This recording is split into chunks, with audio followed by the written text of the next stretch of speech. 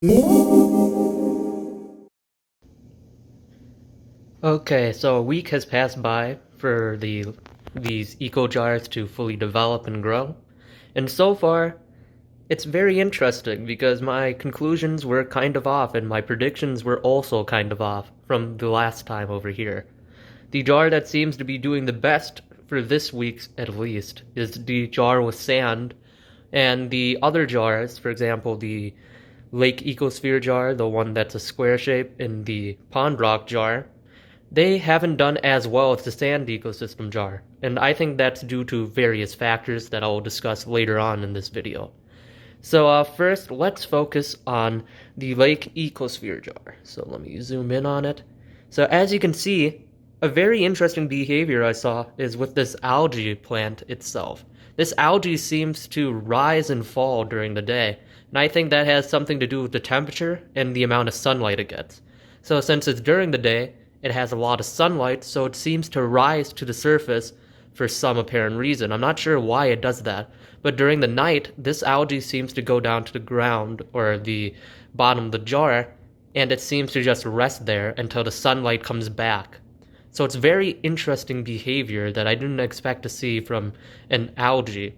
I was expecting to see more interesting behaviors from the organisms in this jar, but the algae proved that it can have the most interesting behavior as well. So now let's focus on the organisms within this jar. So I'm going to try to zoom in a bit and show you. As you can see, the ostracods and the copepods are not doing that great in this jar. This is because there's a variety of predators in this jar. I thought there was only one species of flatworm in this jar, but there's about 4 or 5 species of flatworms, and many of them are consuming the copepods and ostracods. There are also hydra in this jar, which have been consuming the copepods.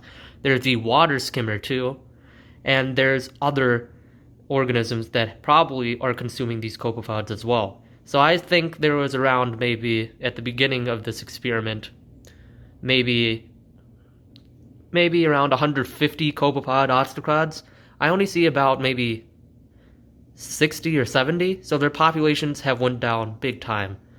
And also, to my surprise, there's mosquitoes in this jar as well.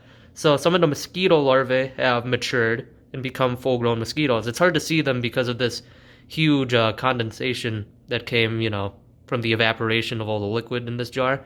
So it's kind of hard to see them right now, but they fly around in this middle layer. It's very fascinating. Let's see if I can zoom in a bit. No, it's trying to focus on the bubbles, but they're floating up around here. It will be very interesting to see if they can actually reproduce, because mosquitoes, female mosquitoes, use the blood of many organisms to actually help them create the eggs they need to lay. As you can see tiny copepods, a snail over there rising, and a bunch of flatworms are actually in this brush of algae. They usually never come out, and they're hard to catch on camera. I've been trying to catch them for a while, but they're kind of, I guess, camera shy, so we can't seem to find them. But yeah, let's move on to the next jar now. So over here, we have the jar that seems to be doing the finest, in my opinion. As you can see, the copepod and the ostracod populations have went up big time. I think there was maybe about 100. I think there's maybe about 200 of these copepod ostracods, and I guess you could say other small organisms that are prey species in this jar, because they have skyrocketed big time. And I'm not sure if this is because I haven't picked up any predator. I think I did pick up some predators. I see a lot of water mites in here and a bit of diving beetles that are consuming these populations, but the prey population in this jar is going up big time. And I found that surprising, since this is not the substrate I expected to see such a population boom. As you can see, there's so many that my camera is having a hard time focusing on them right now. So as we go down, you see this algae over here isn't displaying the same behavior as the algae in the other jar. It does not rise and fall, it just stays by the sand substrate, which is very interesting.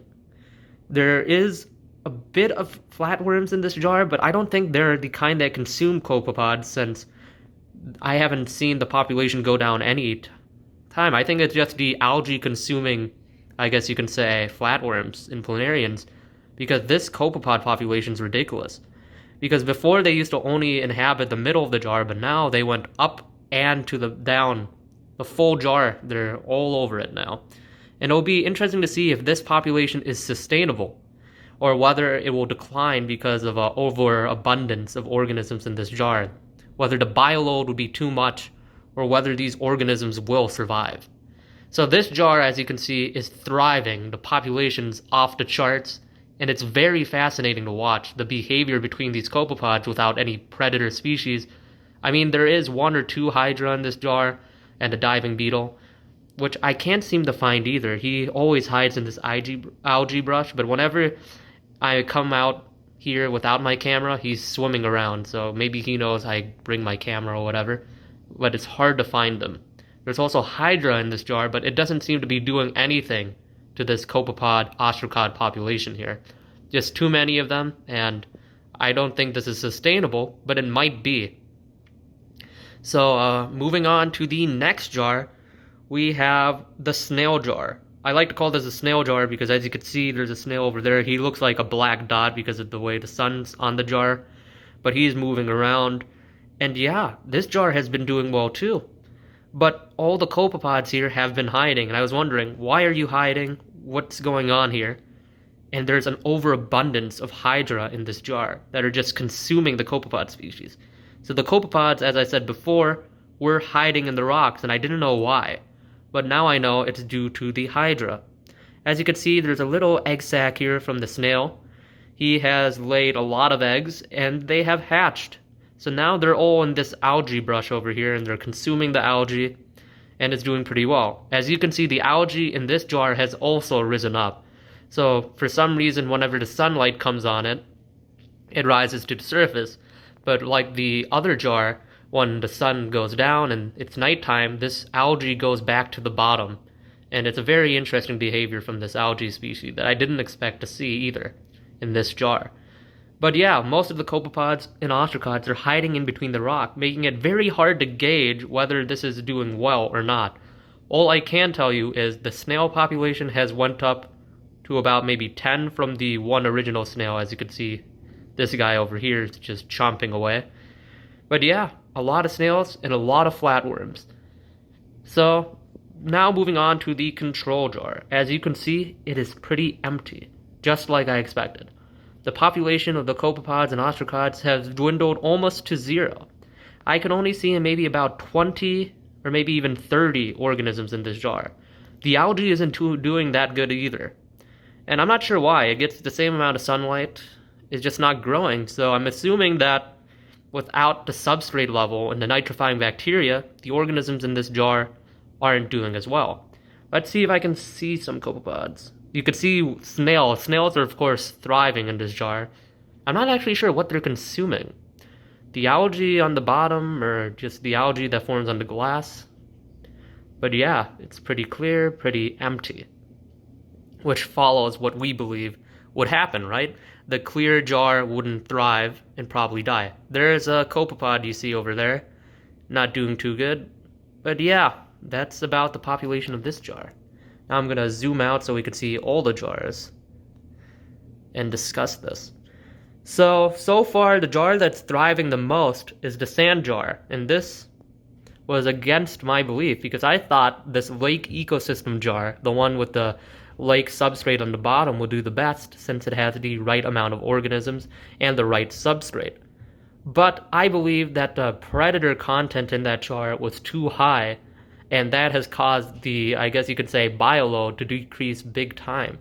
So whether that ecosystem stabilizes will be seen in the next couple of weeks. But so far, the jar that's doing the best is the sand jar. The jar that's doing the second best is, of course, the lake ecosystem jar. And then the third best would be this pond rock jar. And that's doing the best with the snail organisms because there's about 10 snails in that jar, and they are thriving. And of course, the clear jar, the control jar, is not thriving at all. So in the next couple of weeks, we'll find out whether these populations are sustainable or whether we'll see a decline in the sand jar, an increase in population in the lake ecosystem jar, and a decrease in the snail population in the snail jar with the rod of pond rocks. I believe that there will be a decrease in population because it does not seem to be sustainable to have about 10 to 12 snails in one jar.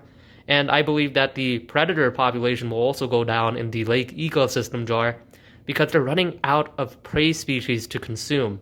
And I hope that will allow the copepod and ostracod species to rebound, meaning that their numbers will rise once again. So I'll see you in the next week when I do another week update to see whether or not these organisms can thrive in these jars and whether or not their populations can come back to sustainable levels. Thank you for watching this episode of the week update on the Ecosphere jars, and see you next time.